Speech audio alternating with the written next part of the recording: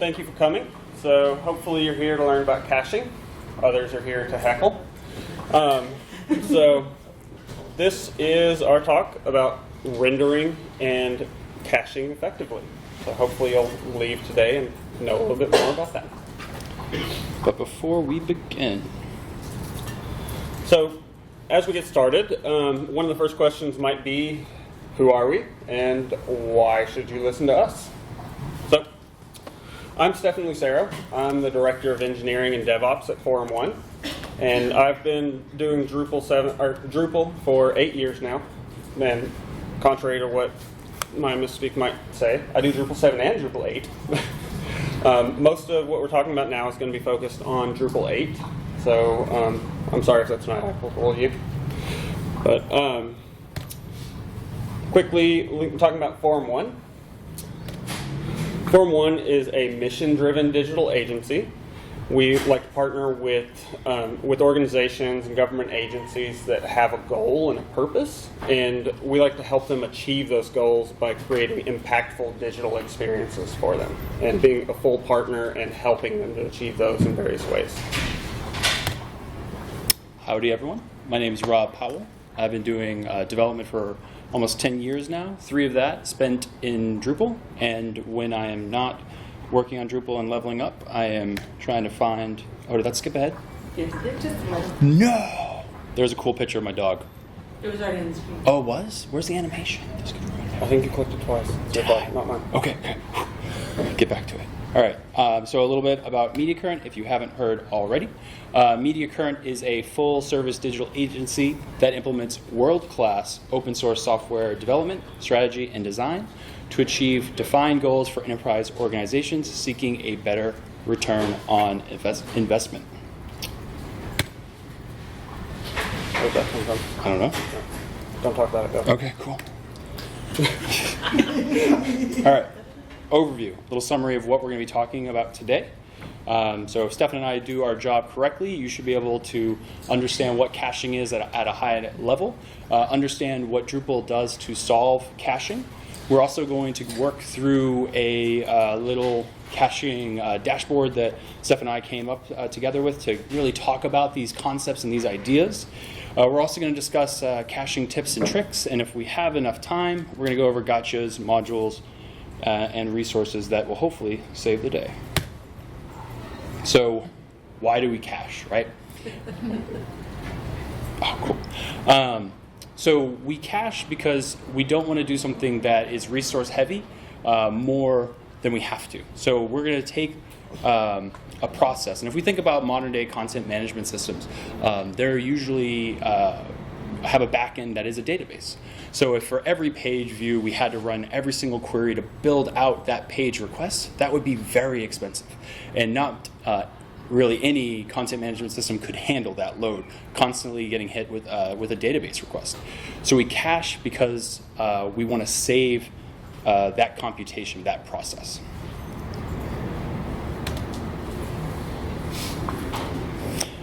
So how Drupal 8 handles this is with cacheable metadata.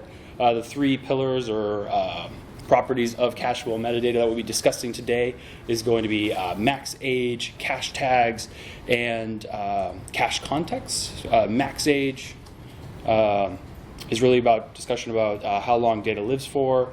CashTags is what gives us the granularity to invalidate cache, and CashContext is for variations.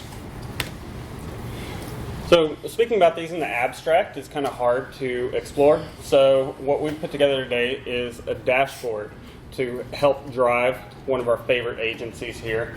It's a Scamalytics dashboard. Their goal is, much like their tagline says, to spam them and scam them. So they need a dashboard to keep track of all their processes and their success along the way. Can't help but smile when I see him. So MaxAge. So MaxAge is something that we saw in D7. It is basically it is a time-based expiration. We still have this in Drupal 8 in cacheable metadata, but it's usually not used that often because we have better controls. It defaults to cache permanent, we have a pro tip here for those looking to get a little crazy. You can actually set the max age to a render rate of 0, and it will never be cached. That's especially helpful during development. So if you're trying to make sure if you have all your caching enabled on your development environment, like you should, then that'll help you bypass the cache on that page or that element. So looking at our hypothetical company, the first dashboard item we're going to look at is going to demo MaxAge. And the idea behind it is that our spamming company needs to see their success over time, or lack thereof if they're not having it. And so for this widget, we're going to look at, they need to query an API for their bank and see how much scamming funds have been deposited that day or that month over time, so they can kind of track what kind of progress they're making. But one caveat on that API is they'll only give them one value per day. It's not going to refresh every time. So if that API response is only going to change once every day, then do we need to request it every single time that the page is viewed, every time that dashboard's viewed? And the answer would be no. So we can actually cache that and not render it. And we can set a timed expiration on that to avoid having to request it over and over again. That's where MaxAge comes in, and this is a more current example of using it the way it would be intended, rather than just because it's the only tool that we have like it used to be.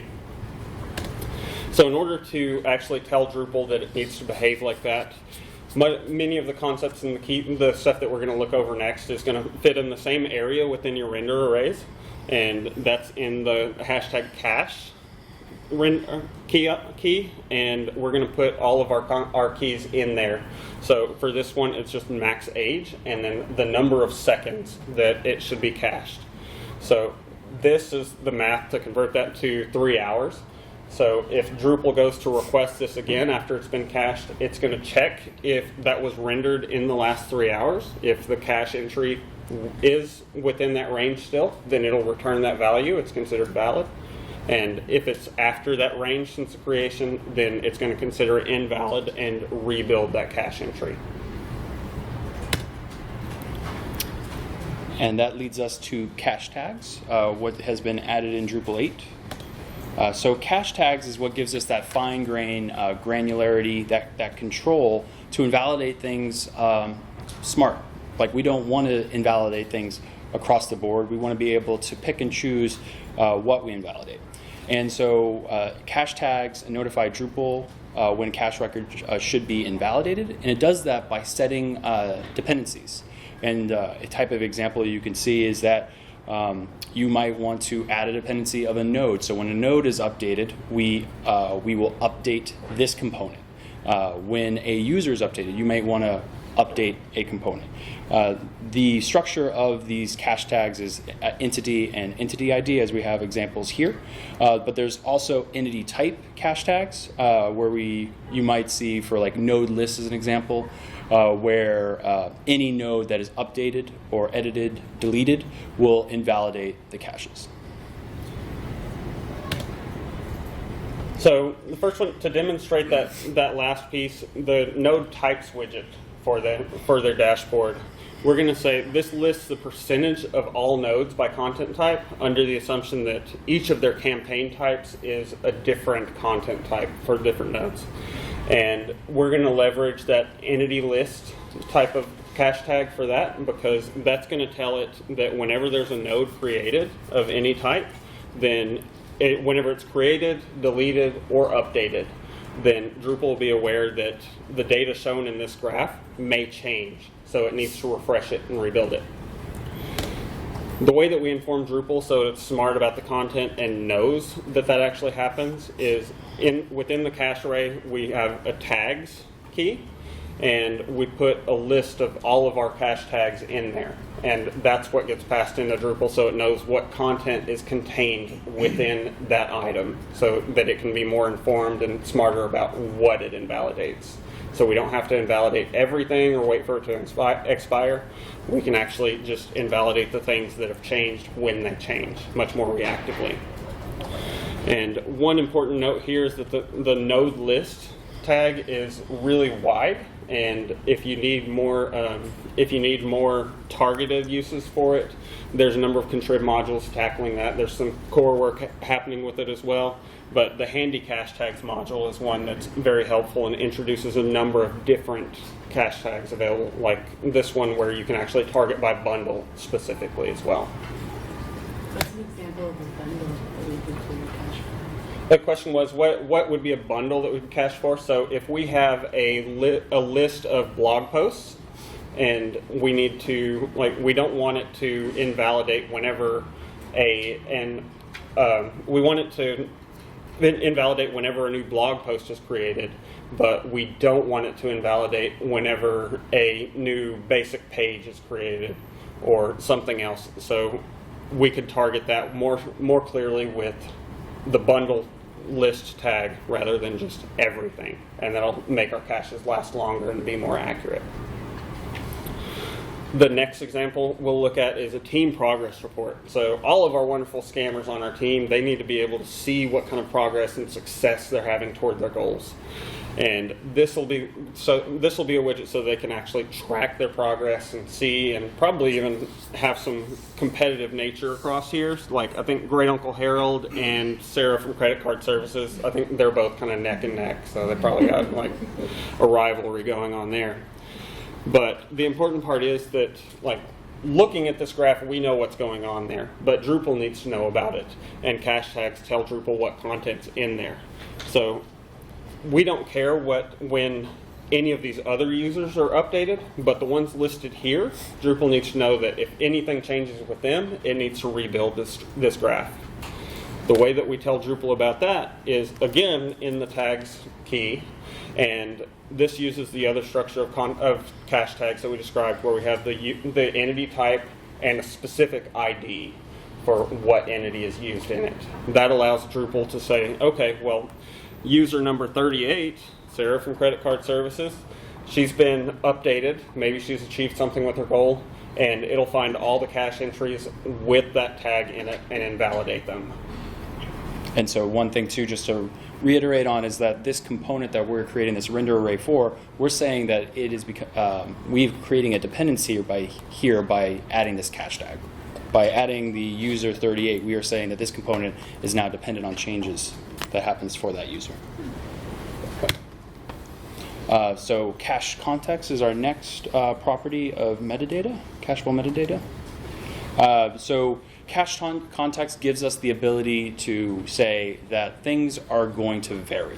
Now, what types of things? So a good example out of core will be users, the theme, language code, and it's also, contexts are also hierarchical.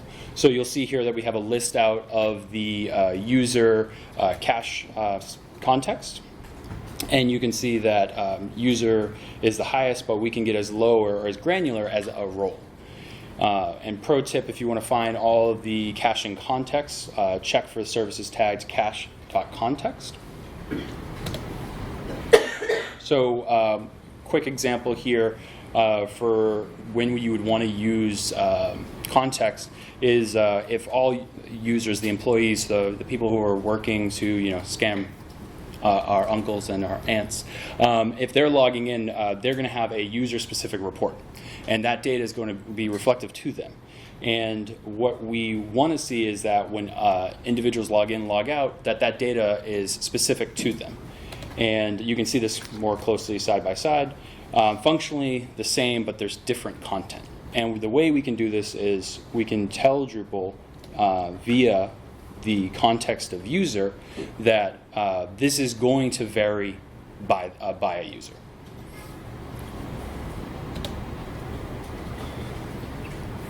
So with many systems, so that just described how to vary by individual users. So for example, looking in and I want to see my specific data and nobody else should see that. But it's also common for permissions and role-based items, and especially in dashboards. Some users should see more information than others. So for example, if we have an administrator or a project manager that is in charge of all of these scammers, they want to be able to track all this progress and actually be able to pull all that together. But the individual scammers may not need to see all of that information.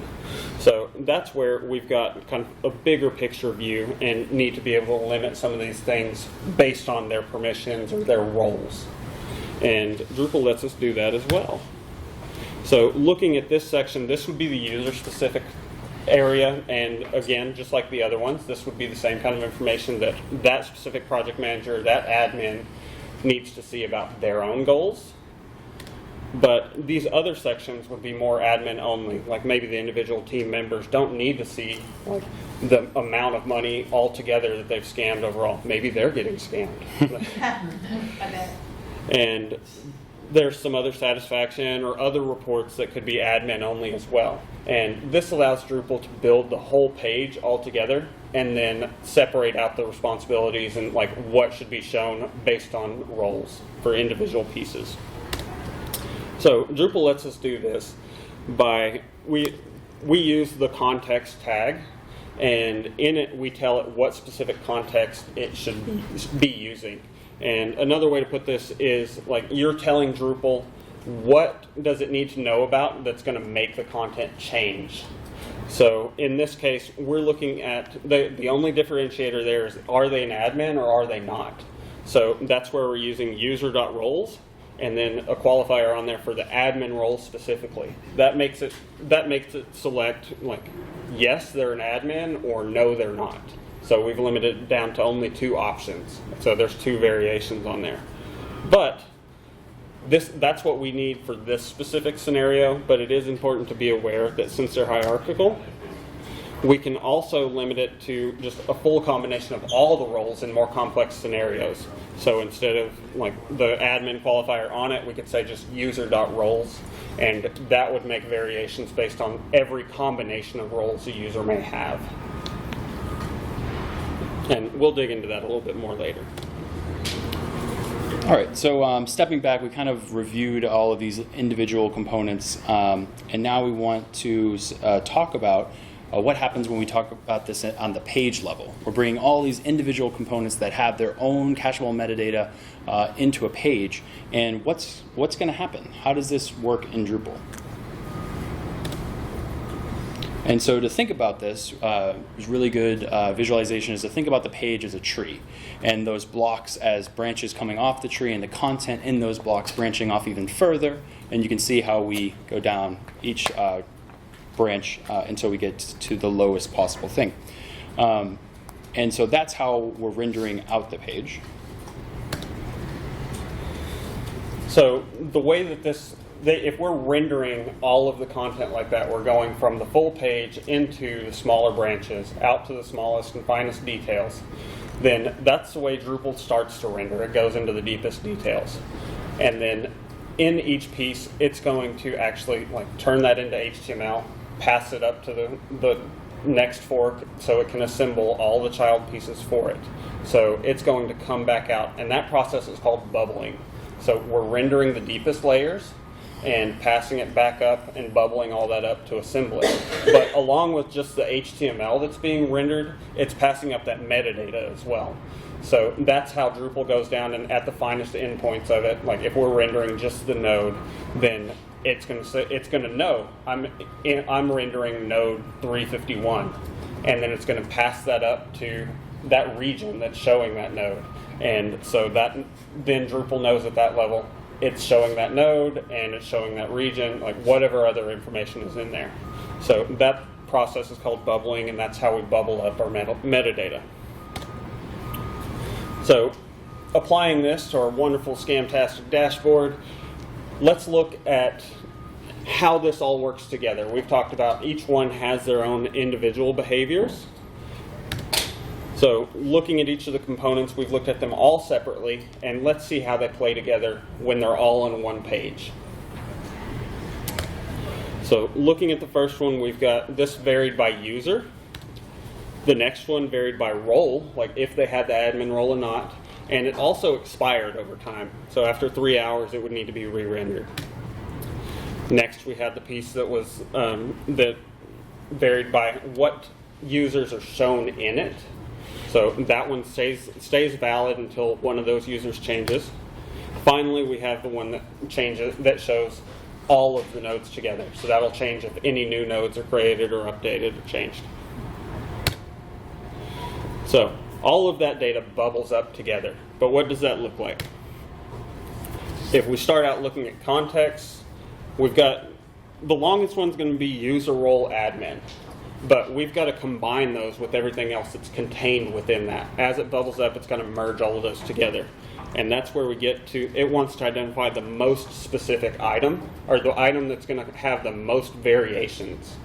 And this one only has 2, but the first context that's just user, that one's going to have the most variations because literally every user that views that page is going to have their own variation of it. So to avoid showing the wrong data to the wrong person, we have to go with the most varied content and have that many cache entries for it. Next, we look at MaxAge. This one's a lot easier in this case because we only have one MaxAge. So that bubbles up, and the full dashboard cache entry is going to expire every 3 hours because of that. But if we had multiple MaxAges on there, if we had another one that was every 24 hours, we still have to expire by the shortest one. So the full page is going to expire every 3 hours. If we have one that expires every 5 minutes, then we've got to go with the shortest one. So even though that one can last 3 hours, the whole dashboard entry has to expire every 5 minutes. It just goes with the shortest time entry. Next, we can look at our tags. Tags are a lot easier to bubble and combine. You literally just take the union of all of them. So we have all of our users and the node list in there, and anything else that might be contained in there. You're taking the full list of those, and that's tied to that aggregate cache entry. So if we walk through a couple of scenarios, what happens if we've already viewed this page as one administrator? So the page got cached, it's following all those rules, and then immediately after that, a second administrator views the same page. What do we think is going to happen? So our context first was based on user. That's the most variable one, and this user hasn't viewed it yet. So at the page level, we're going to have a cache miss. So Drupal knows that at the page level, it's got to render all of this again. But it's going to try and walk through each piece of it. So the first one, that one varied by user. This user hasn't viewed it yet. So we're going to have to render that brand new. After it renders that, it's going to create a cache entry so it doesn't have to do that next time. Then we go over to this one. This is an admin's already used it, and we'll say it's within 3 hours. So that one, it doesn't have to render. It can take the cache entry at that level and reuse that without recomputing it. The next one, we're just viewing it as a different user. None of that content in it's changed, so it doesn't have to render that one. And finally, no nodes have changed. So 3/4 of this page, we don't have to actually render. So because Drupal will cache it at multiple levels, it can reuse all of these pieces. It only had to re-render the one. And after it's rendered all of these, then it's going to back out, and it's going to pull that all together, create a new cache entry with the union of all of those cache keys and cache contexts together, so that next time this user, if they refresh the page right after this, then the page level is going to be a cache hit, and we don't have to do any of it again. What happens if somebody creates a new node on the page? We've got something invalidated because of that one that bubbled up. The first one, we don't have to use it, or we don't have to re-render it, so we can use the cached entry. Same with the second one. Third one, again. But this one is invalid, so we have to re-render that. It's going to cache it again, and then it's going to cache at the page level as well, so that we don't have to re-render it all again. All right, so the first time I went through this, I really felt like caching's magic. Like, how does it work? And I really wanted part of this presentation to be part of demystifying this, figuring out how we can troubleshoot this ourselves. And so we're here to say that it's not magic, and everything driven in caching, everything driven in the caching is going to be done at the database layer, and we can actually review that. So to review that, we're going to look at something familiar. We're going to look at a vanilla 8.x version of Drupal. Hopefully you're not all familiar intimately with all these scammers. Yeah. So we'll work with something more familiar. And so if we look in the database, we'll see that there's lots of caching tables. But all these caching tables are set up with the same structure. They have cache ID, data, their serialized values, tags, checksum. These caching tables can also be referred to as bins. And you can split this up over multiple services, things like Redis, Memcache, just to give yourself different performance tweaks. That was one of the things I found most interesting digging into this, though, is like we know in Drupal, like if you've ever looked in the database, there's all of these lists of tables that start with cache, but they're all the same structure. It only changes what data is inside them. So one of those columns called cache ID, like most tables, it needs a unique identifier. This unique identifier is created from a concatenation of a collection of identifiers. And I know you're all asking, well, what type of identifiers? Lucky for us, we have an example. Really easy to read, right? That's obvious. I mean, that's how we put together an identifier. It's unique for everything. And so, you understand? Good to go. So, if we break it down a little bit, hopefully that'll help a little bit. We start with the cache keys. These tell exactly what is being rendered. So for this specific search block, it's rendering the view of an entity. So we've got the entity view key. Next, it's a block. So that's the entity type. And then it's the ID of the block. So Bardic search. So to start, it identifies what it's rendering exactly and concatenates all of those. Anything after it is just giving more context on the variations of it. So anything here is, these are all the same item that we're showing. And then our next items are contexts. These help to identify the specific scenarios where it varied. So depending on the values of these contexts, which you can see in bold, we've got the actual context IDs. And the part that makes the key unique is right after that it pairs it with the value of it. So for example, like the languages, the interface that's being displayed in, that in this case is English. If we view the same page again in Spanish or the same block again in Spanish, that's not going to hit this cache entry because the ID of it's going to have that Spanish language code instead. And so it's going to miss the cache entry on it. The same goes, like these three that are listed here for context are by default included in every cache entry. Those are the language interface language, the theme, and user permissions. The user permissions is a hash of all of the user's permissions to determine what they have access to or not. Next up, we've got CashTags. These are space delimited, and I like to think of them kind of as targets for Drupal. So when something changes, remember that the tags tell Drupal and inform them what content is actually contained within a cache entry. So in the database, this is just a row of data with some identifier that we just looked at. But it doesn't know, like, okay, well, we created a new node or we updated this user. Drupal needs to know which cache entries to invalidate, and that's what tags do for it. So I think of it as kind of, it says, okay, I updated user number 35, and I need to hit these targets. Anything that's tagged with user 35 gets invalidated. So in that way, these are bulk identifiers so that it can invalidate or delete cache entries in bulk. And in my mind, I like to think about it, since we're talking about databases, we're talking about a SQL query and a where clause where it's looking for these cache tags. Just a SQL statement that's looking to what are we looking to invalidate based off of the cache tags that we know about. So the cache tags field on the table is a lot simpler to read. I mean, we didn't even have to color code it. So in this case, it's just space delimited. And we can see, like, okay, it's a block view, and it shows the configuration that would affect this. So whenever any of the configuration changes for the specific block or the search settings that the block is dependent on, then it knows that anywhere this is rendered would need to be invalidated. And then rendered is one that if you look in the cache rendered table, that's on literally everything. It's just kind of a cheat to use the same system and invalidate the render cache as a whole, and it hits everything in that table. So we've covered a bunch of the high-level stuff, and it sounds all simple. I know you're all experts now, but there are some gotchas, so I don't want to let you leave too confident.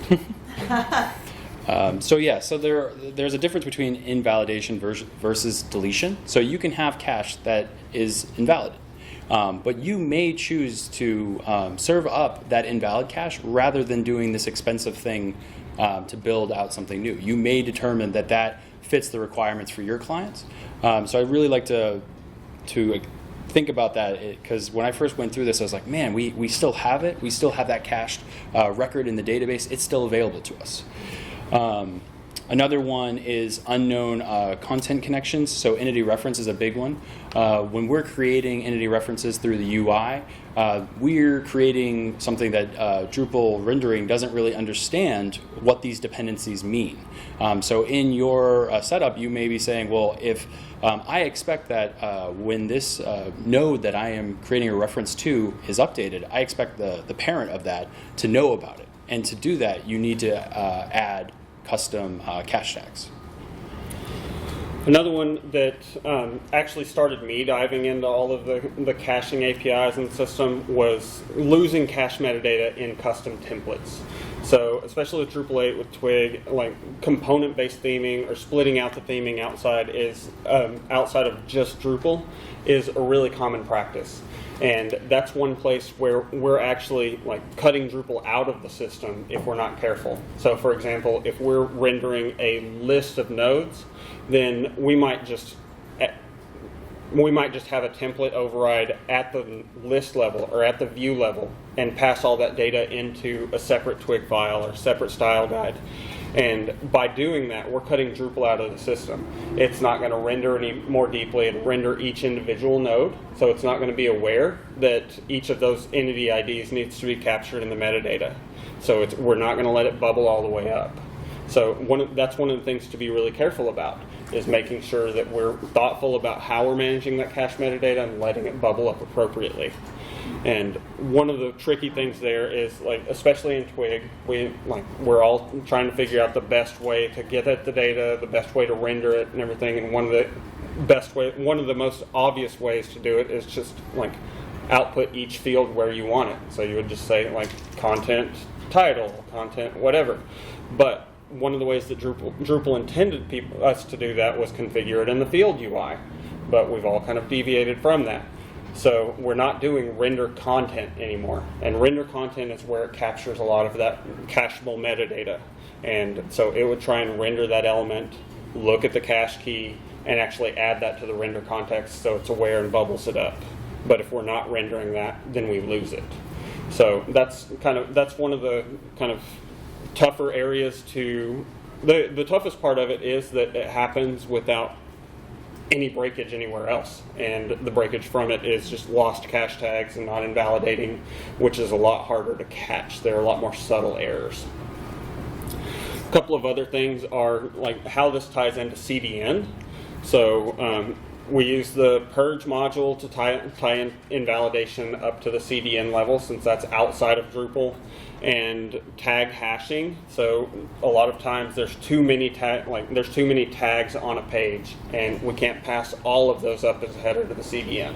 So the purge module, for example, hashes those tags. So when you're looking in the CDN and trying to invalidate something, you're not looking for user :18. You're looking for some weird hash of that, and so that's just not an obvious thing to be aware of. And another one that I want to make sure that we didn't mislead you on is the difference between expiration and deletion. So it would be nice to think that Drupal goes back and goes through and says right away, okay, well this changed, I'm going to go out and delete it. So this widget is supposed to expire after 3 hours, so that 3 hour mark hits and it goes into the database and deletes that entry so that it's not there next time. And that's not how it actually works. The expiration is checked on lookup. So that cache entry is looked up, and then it compares the expire time or the MaxAge time against the creation date. And that's when it decides if it's invalid or if it's valid and can be used again. I'm sorry. No, go ahead. Oh, yeah. So another got you is It's a gotcha. Gotcha. Sounds right. What I That's how say? they say it in Boston. What I say? Gotcha. Bless you. But yeah, so the concept of a node list cache tag, right? There are limitations to that. So a good example of this is views, right? And so views with content, which relates back to nodes, if any node is updated, all views are updated. And that is troubling. That's not great in terms of efficiency, right? We're doing that calculation thing over and over again because it's getting invalidated. And so if you're looking into more information around views, I really suggest using a module which we linked on another slide. But there's a core issue on caching in views and how we can have smart checks so that we're doing it in a better way. One thing I want to mention that's not directly on this slide, but has to do with context. So when we think about these variations, there is a point where we do too many variations. And there are having so many records in the database hits a critical point where you're not really doing something more efficiently. A good example is the user context. If you have to vary something on all of your users, it's not likely going to be a good solution to have that context in there, because if you have 100, 500, 1,000 users, you're now having 1,000 unique records of cache data that needs to be checked every time. So there is a point at which that becomes no longer efficient. So really keep an eye on those types of context. It's a really tough balance to strike on there between like what's right specificity and efficiency. But one of the quotes that I came across that was really thought-provoking for me that kind of encapsulated it was, we had to sacrifice effectiveness to achieve correctness. So that just kind of encapsulates that balance that you've got to strike. So, thank you.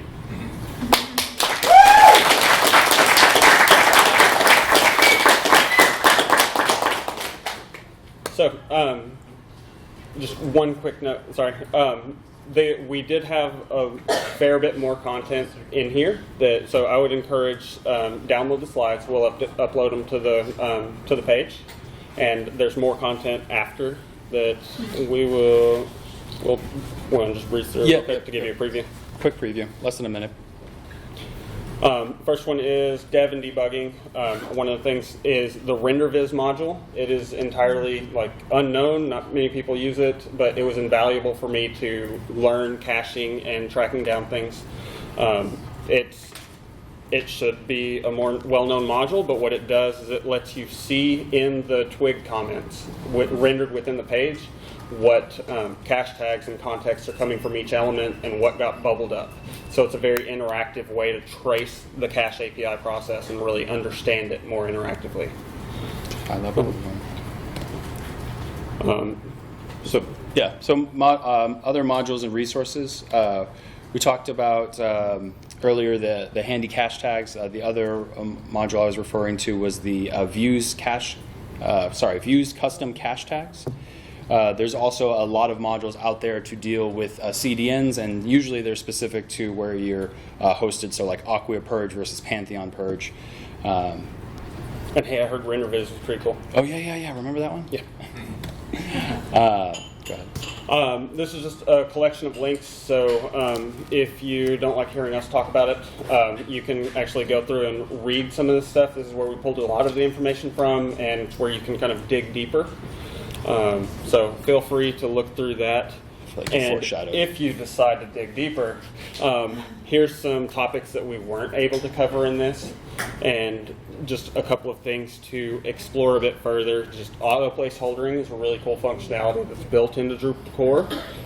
BigPipe uses it, although BigPipe isn't as commonly used as we all thought it would be in leading up to Drupal 8. We talked about what cache bins were, but there's a whole school of thought and figuring out how to set those up best, and you can even create your own custom cache bins, custom contexts, and response level caching. So these are all topics that I would encourage digging into deeper if this is something that interests you, or even if it's not and you just have to figure it out. These are the things to know. and these were 5 questions that we took off the one of the docs. But these are the types of questions you should be asking yourself when you are working on your own module or rendering your own, creating your own page. The types of questions you should be asking yourself if you need to create your own custom caching solution. And so that ends all of our wonderful stuff that we've given you. I would encourage you to download the slides, and hopefully that's some valuable information for you. And Open up to questions. So,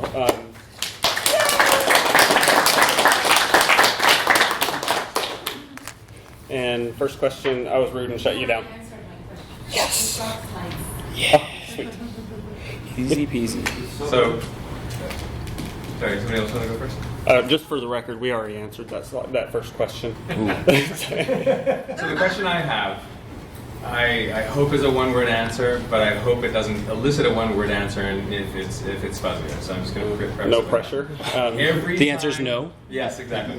Every time you said HTML, could I substitute JSON? So the question is, like, we assumed HTML in all our values in talking about caching. That's because we focused mostly on just the more traditional entry-level render caching that people would be typical to run into. Yes, you can replace that with JSON, or actually most of the content is serialized JSON, even the HTML.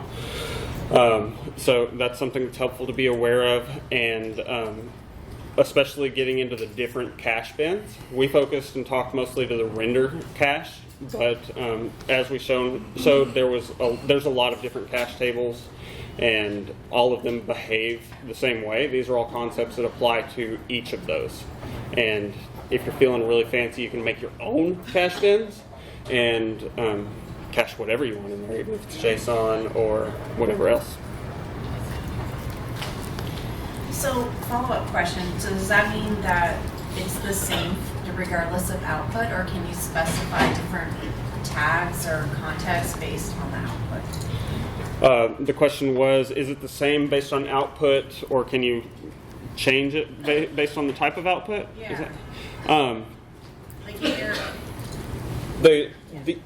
the method for changing what type of output it would be and making sure that it's captured uniquely and differently, you're going to use the same concepts here. In that case, you would want to put it into either the CashContext, probably the CashContext, so that it's added on as a variation on each of your cache entries. One way that, like, if you dig through the I think it's services.yaml, or it might be settings.php. One of those has some documentation about universal cache context, and what that does is it defines the contexts that are on every render cache entry. Using that kind of mechanic, you could add the type of output that it's going to be, and have that as its own cache entry, and it's going to fork all of the cache entries based on that. So you could have render the exact same thing in HTML and also in JSON, and there would be separate entries, separate items. Does that answer the question? Service.yaml. It is services.yaml? Okay, thank you. That's where you can find all the bins, too. That's correct. You can find all the bins in there, and that's where you map all of your different ones. Like, mostly use the mapping there to change what service is going to... What service, in the sense of like supporting services like Redis, the database, or anything like that, to drive each of these cache bins. So depending on the usage of each one, there's performance values and shifting them in different places. Anybody else? How'd you make this complicated topic so easy to understand? Nice job. Thank you. Thank you.